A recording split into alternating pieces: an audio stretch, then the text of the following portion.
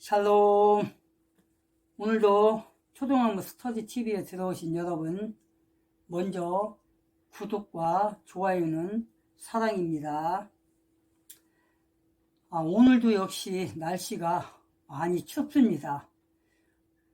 어쨌든 이렇게 추운 날씨에 감기 들리지 않도록 서로가 조심하면 좋겠습니다.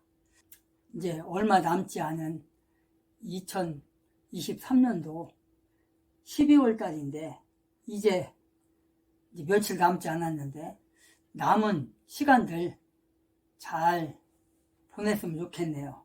시간들이 날짜가 가고 나면 이제 2024년 1월 달이 오게 될 텐데 좋은 날들이 오기를, 기독교에도 또 사회에도 정치계에도 기업에도 더 좋은 날들이 오기를 기대합니다. 또한 우리 기독교인들은 더욱더 2023년도보다도 더 발전된 그런 한 해를 맞이하시기를 기도합니다. 그러기 위해서 우리는 지금 더 좋은 기독교의 삶을 살기 위해서 스터디를 지금 하고 있죠.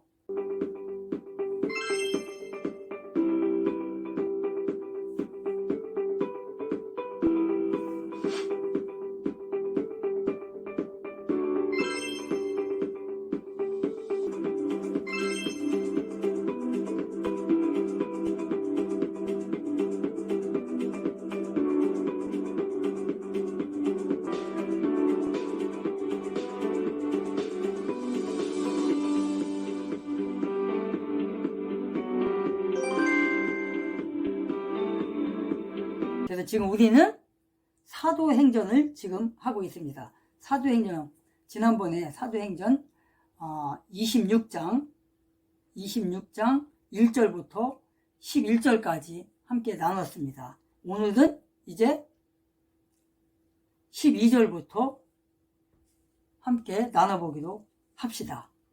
사도행전 26장 12절에 보니까 내가 그 수제사장들로부터 권한과 임무를 받아 다마스커스로 가고 있을 때에 왕이여 정오가 되어 내가 길에서 보니 하늘로부터 해보다 더 밝은 빛이 나와서 나와 함께 길 가는 자들을 둘러 비추었나이다. 14절에 보니까 우리가 다 땅에 쓰러졌을 때에 내게 말씀하시는 한 음성이 있어 내가 들음에 히브리 말로 이르시되 사울아 사울아 어찌하여 네가 나를 핍박하느냐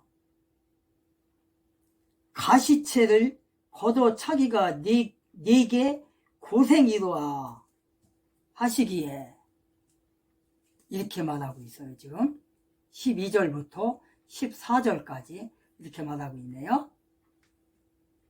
뭐라고 해요? 바울이 수제사장들로부터 뭐를 받아갖고 갔대요? 뭐를? 권한을. 제사장들로부터 권한과 임무를 받아가지고 어디로 갔다는 거예요? 지금 다마스커스로 갔다는 거예요. 다마스커스요. 늘 하는 말이지만 다마색 길목에서 지금 예수를 만났다겠죠. 지금 누구에게 지금 사도 바울이 지금 얘기하고 있는 겁니까? 지난번에 얘기했듯이 아그리빠 왕과 또 누구라고요? 버니게와 그 다음에 베스도에게 지금 이렇게 청문회에서 지금 얘기를 하고 있는 거예요. 아그리빠 왕이 그래 네가 한번 말해봐라. 그래서 지금 얘기를 하고 있는 거예요. 이거는 이제 해명하는 거죠. 해명. 나는 이 재판에 서게 됐는데 나를 고소한 자들이 유대인들과 대제사장과 그 다음에 이 산헤드린 있는 저 유대인들이 나를 고소를 해서 지금 내가 재판을 받게 됐다. 근데 그 제목이 뭐냐? 성전 모독죄고 하나님 모독죄라. 그런 제목으로 내가 지금 재판을 받게 되는 거다. 그게 뭐냐? 예수가 죽은 자들 가운데 살아났다 하더라. 그런 말이 당치 않는다. 그리고 성전을 너희가 더럽혔다. 성전을, 하나님의 전을 모독했다. 이런 제목으로 지금 쓰게 됐는데, 나도 역시 그 사람들처럼, 유대인들처럼, 바리새인처럼, 사두개인처럼, 수제사장처럼 나도 역시 예수를 핍박했던 그런 사람이다. 예수 믿는 사람들을 핍박했던 그런 사람들이다. 그래서 나도 당시에 예수 믿는 사람들 집회한다는 소리가 들려서 잡으러 가던 중에 다마스커스로 가다가 그 길목에서, 다마스커스 길목에서 지금 뭐라 가는 거예요? 지금 하늘로부터 12절에 하늘로부터 해보다 더 밝은 빛이 나와서 나와 함께 가던 사람들에게 비추었다. 그러니까 햇빛보다 더 밝은 빛이 우리를 비춤으로 말미암아서 우리가 다 땅바닥에 넘어졌다. 지금 이렇게 얘기를 하는 거예요. 지금 누구를 잡으러 가다가 사도 바울이 기독교인들을 박해하기 위하여 다마스커스에서 집회한다는 소리를 듣고 그 사람들 잡으러 갔다. 근데 잡으러 가는데 어디 가서 뭐를 받아갖고 왔다고요? 어디 가서? 수제사장들로부터 권한을 받았다는 거예요. 권한을. 체포할 수 있는 권한. 지금으로 따지면 경찰의 권한, 검찰의 권한, 그런 걸 받으러 황제 입원, 다른 응급 환자의 기회를 박탈하고 단 하루 만에 헬기 타고 서울대병원에 입원한 그 이재명을 옹호하시는군요. 당신네들은. 그렇게 저희한테 욕하시는 분들한테 딱 그렇게 얘기하시면 됩니다. 여기 얼마나 많은 서울대병원 환자분들, 가족분들, 보호자분들이 오십니까? 이분들 최소 4개월에서 5개월, 6개월 기다려야 겨우 진료받습니다. 이렇게 굉장히 문턱이 높은 서울대병원, 이재명이는 도대체 무슨 정치적 권력을 갖고 있길래 단 하루 만에 나 부산대병원 의사 싫은데, 나는 서울대병원이 좋은데 라고 해서 헬기를 2번이나 타고 닥터카를 1번을 타고 용산지역 일대 도로 다 통제하고, 이게 말이 됩니까? 거기에 여러분들이 분노하시는 건 온 국민이 함께 분노하셔야 되는 겁니다. 딴 것도 아니고 서울대병원에 들어가. 그런데 지금 여기 앞에 이재명이가 들어누워 있는 거 보니까 자기가 존중해 받지 않는 이재명 얘기를 하니까 화가 나는 거지. 아니, 사람이 머리를 비율을 맞추라고 이렇게 가운데 세워놓은 게 아니라고, 근영추하라고 세워놓은 게 아니라고, 이게 생각을 하려고 있는데 생각하기 싫은 거야. 그러니까 그런 애들은 그렇게 살려고 하는데, 온 국민이 똑같이 분노해야 할 사안입니다. 아니, 민주당 지지자분들은 본인의 기회가 박탈되고 단 하루 만에 헬기 타고 서울대병원 입원하는 거, 그걸 용납하시는 게 민주당 지지자분들입니까? 그게 바로 이재명 지지자분들입니까? 말이 안 되는 거죠. 그러니까 여러분 지금 보시면 사실 여기 지나가시는 분들의 대부분이 거의 한 90% 정도가 지금 서울대병원 들어가시는데, 그리고 나오시는 분들 서울대병원에 나오시는 분들이고, 이분들은 정말 더더욱 분노하셔야 될 분들입니다. 네? 여러분들 여기 진료받으려고 하루 만에 들어가신 적 있어요? 하루 만에 수술 받으신 적 있어요? 1시간 만에 치료 받으신 적 있어요? 여러분들 헬기 타고 병원 가신 적 있어요? 없어요. 우리가 무슨 특정 정당, 특정 후보를 우리가 비난하는 목적이 분명히 아닙니다. 서울대병원이 이재명한테 이와 같이 특혜를 줬냐? 여기에 대해서 우리가 서울대병원을 규탄하는 건데, 특정 성향을 가진 걸로 보이는 분들이 저희한테 욕설을 하기 때문에 저희가 말씀드린 거지, 저희가 이거는 명백하게, 이거는 민주당, 국민의힘 지지자 그걸 떠나서 온 국민이 함께 분노하셔야 될 사안이다라는 점 분명히 말씀드리는 겁니다. 서울대 더 정말 큰가 봐. 끊임없이 진짜 많은 분들이 왔다 갔다 하네. 끊임없이 들어가고 끊임없이 나오십니다. 그러니까 이분들이 여기서 교수님들 한번 여기 서울대병원이 교수님들이 약 900분이에요. 그리고 일반 닥터 인턴 뭐 이렇게 레지던트 하시는 분들이 한 1100분 정도 되십니다. 약 2000분의 의사분들이 계십니다. 그 의사 선생님들한테 진료 한번 받으려고 우리가 수개월 예약을 하고 그러는 거예요. 웬만해서는 저 암이 걸렸다는데 걸려서 치료를 좀 받고 싶어요. 그러면 진료를 받으려면 수개월이 걸립니다. 그런데 어떠한 이유로 어떤 사람이 전화를 하면 이렇게 헬기를 이용할 수 있을 응?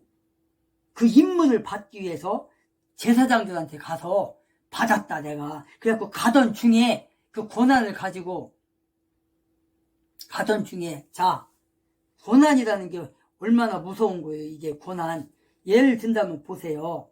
여러분도 알다시피 어떤 트럭 운전사가 8톤 트럭, 25톤 트럭 지금 그 이삿짐 센터 차량 보면은 왜 25톤 막 그렇잖아요. 엄청 크잖아요. 그죠? 익스프레스라든가 또 뭐 여러 회사들이 있어요. 응? 그런 짐을 싣는 차 보면은 어때요? 엄청 크잖아요. 그걸 운전을 하고 가는 사람이 우리가 상상해 볼 때 우락부락하고 또 덩치도 큰 사람이 끌고 갈 것 같잖아요. 어쨌든 그런 사람들 있어요. 진짜 우락부락한 사람들, 뭐 공사장에서 일하는 사람들, 트럭 그 거대한 트럭을 끌고 다니는 사람 거의 다가 진짜 덩치도 좋고요. 1m 80 이상 되고요. 덩치가 너무 좋아요. 막 생긴 것도 우락부락하게 생겼어요.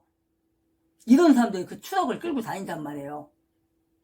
엊그저께 보니까 어저그저께 유튜브에서 보니까 제가 유튜브에서 보니까 그게 무슨 유튜브든가 거기 보니까 어떤 아가씨더라고요. 거기 한 20대 후반이나 30대 초반 됐더라고요.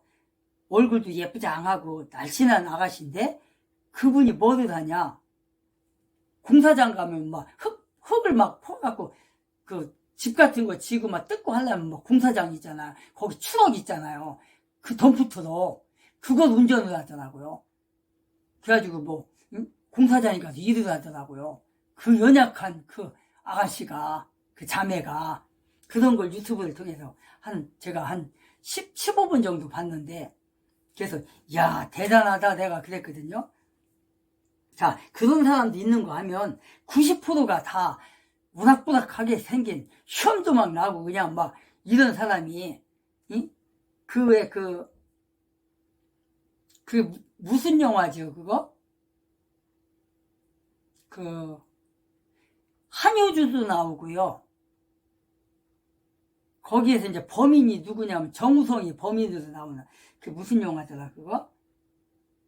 거기서 보면은 그 정우성과 함께하는 그 범인들이 있잖아요. 범인이 한 10명 이상 되는데 거기서 보면은 그 뭐 시험이 나고 막 우락부락하게 생긴 사람 나오더라고요.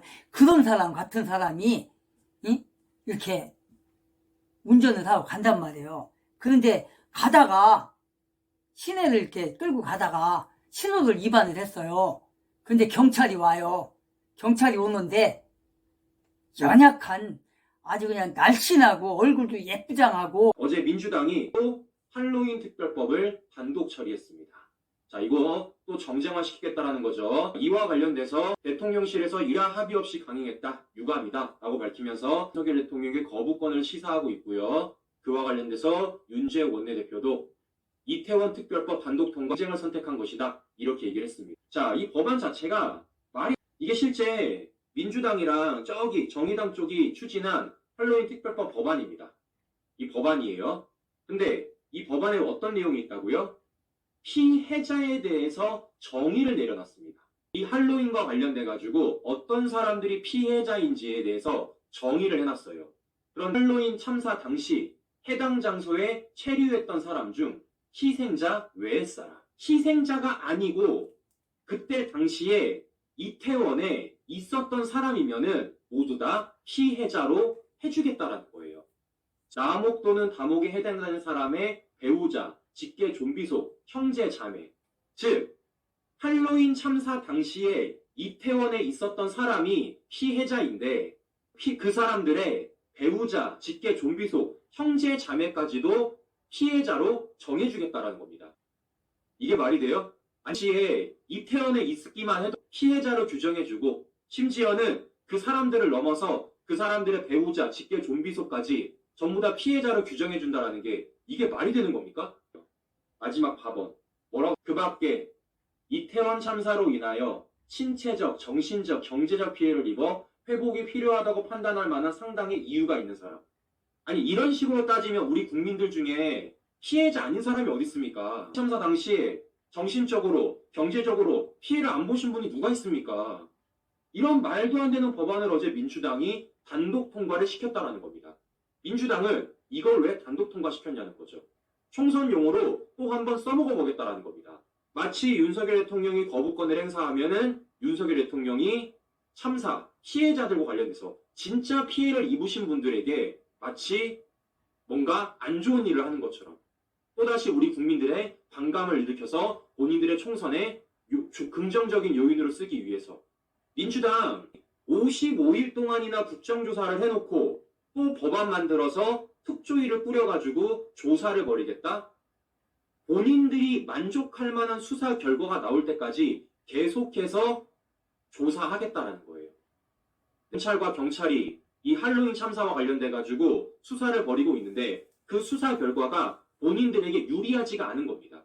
어떻게든 이걸 가지고 윤석열 정부를 무너뜨려야 되는데 어떻게든 이거 가지고 여론몰이를 해야 되는데 그게 안 되는 거예요. 우리 국민 세금 써가지고 이걸 조사하겠다는 겁니다.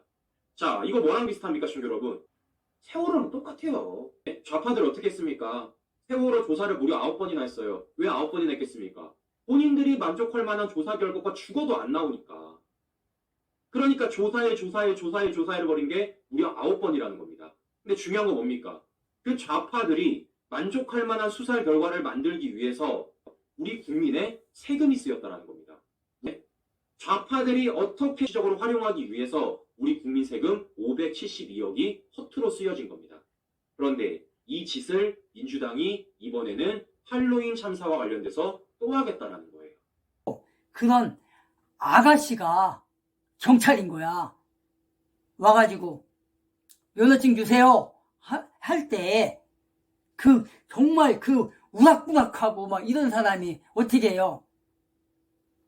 네가 뭔데 면허증을 달라고 그래? 이 쌍 이렇게 하나요? 안 해요. 꼼짝 못 해요. 그 우락부락하고 막 등치도 막 그 아가씨보다 막 아가씨 경찰보다 그 자매 경찰보다 더 큰데도 봐달라고 막 가지나 아량도 떨고요. 막 온도 때는 막 이렇게 승질도 내고 막 그런다고요. 그렇지만 그 여경한테 어쩔 수 없이 면허증을 내줘요. 그러면서 뭐라고 그래요? 작은 거 하나 떼주십시오. 이렇게 한단 말이에요. 왜 그래요? 왜 그럽니까? 그게 바로 이거예요. 권한. 이거 바로 이거예요. 권한. 경찰이라는 그 권한. 그것 때문에 그런 거예요. 그 경찰이라는 그 앞에서, 법 앞에서 그렇게 순종을 하는 거예요. 꼼짝 못 하는 거예요. 그 연약한 그 여경한테 이제 27, 8살, 많아봐야 한 30살 된 그 자매 경찰에게 그 우락부락하고 키가 180이 넘는 190이 되는 그런 덩치가 진짜 막 몇 배 되는 그런 사람도요. 그냥 꼼짝 못하고 되는 거예요. 그게 바로 권한인 거예요. 그게 바로 권한. 그걸 받아갖고 사도 바울이 어디로 갔다는 거예요? 다마스커스로 가다가 뭐를 봤다는 거예요? 하늘로부터 해보다 더 빛난 밝은 빛이 비추었다는 거예요. 사도 바울과 그 동료들에게. 그런데 어떻게 했다는 거예요? 14절에 보니까 우리가 다 땅에 쓰러졌대요. 그런데 한 음성이 들렸대요. 내게 말씀하시는 한 음성을 들었나이다. 그 다마스커스에서. 근데 그게 누구라는 거예요? 부활하신 예수라는 거예요. 그게 바로 그 음성이 바로 부활하신 예수 그리스도를 만났다는 거예요, 지금. 그런 사건이 벌어졌다는 거예요, 지금. 그렇게 말하고 있는 거예요, 지금. 사도행전 22장 6절에서 8절을 보니까 뭐라고 되어 있냐면요.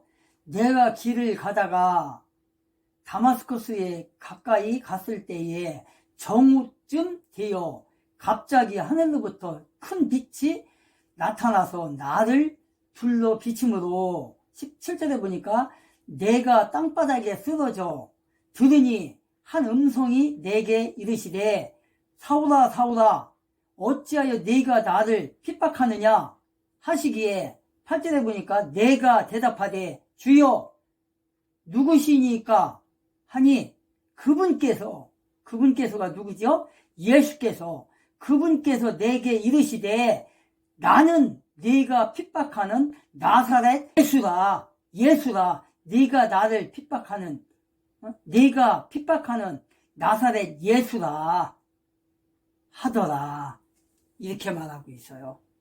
네가 핍박하는 예수라. 지금 이 말이 그 말인 거예요. 다마스커스에 다시 26장 12절로 옵니다. 다마스커스로 가고 있을 그때에 13절에 왕이여 정오가 되어 내가 길에서 보니 하늘로부터 해보다 더 밝은 빛이 내게 비추었습니다. 그리고 음성이 들렸습니다. 그 음성이 누구냐? 예수 그리스도 부활하신 빌라도의 법정에서 빌라도의 판정으로 재판에서 사형 선고를 받고 십자가의 죽음을 당했던 그 예수가 땅속에 묻혔다가 3일 만에 부활하셔서 제자들과 40일 동안 함께 하다가 이제 하늘나라 아버지 집으로 갔던 그 예수 그리스도 메시아 그분께서 나를 부르시더라. 지금 그 소리를 하고 있는 거예요. 그분께서 해보다 더 밝은 빛이 비쳐서 나와 함께 갔던 모든 사람이 땅바닥에 엎드려 거꾸로 졌는데 소리가 있어 들으니 14절 중반에 보니까 한 음성이 있어 내가 들음에 히브리 말로 이르시되 사울아 사울아 어찌하여 네가 나를 핍박하느냐 가시채를 걷어차기가 네게 고생이라 이렇게 말하더라.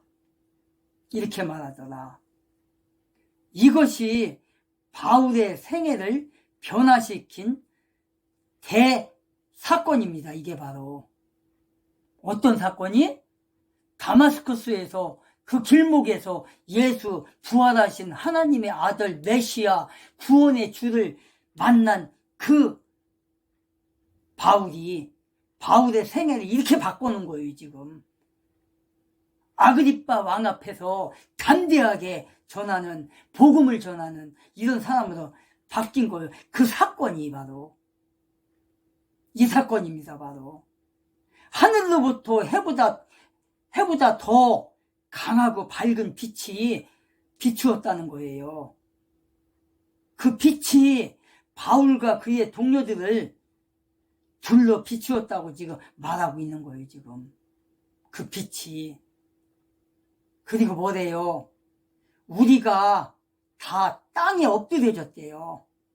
그리고 어떻게 해요? 하늘에서부터 소리가 들리는데 히브리 말로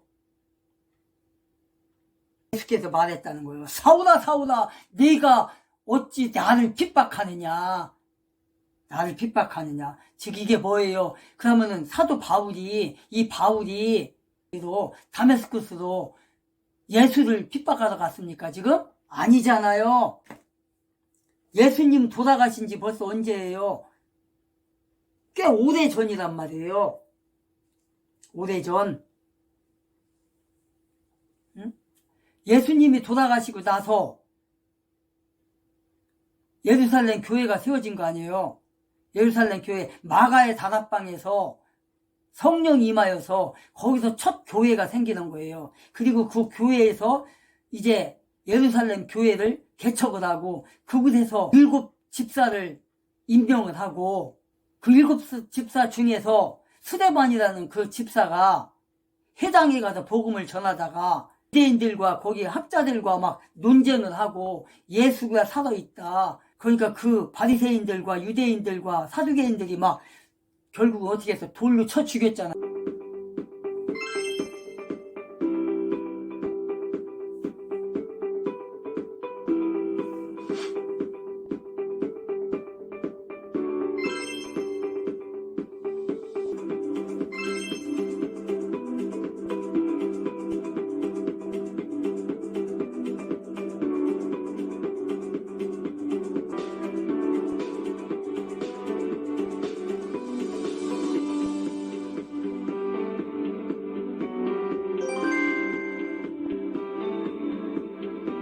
그 장소에 누가 있었다는 거예요? 이 바울이 있었다는 거예요. 사울이라는 사람이. 지금 사울아 하잖아요. 지금 사울아 네가 어찌 나를 핍박하느냐 지금 그랬잖아요.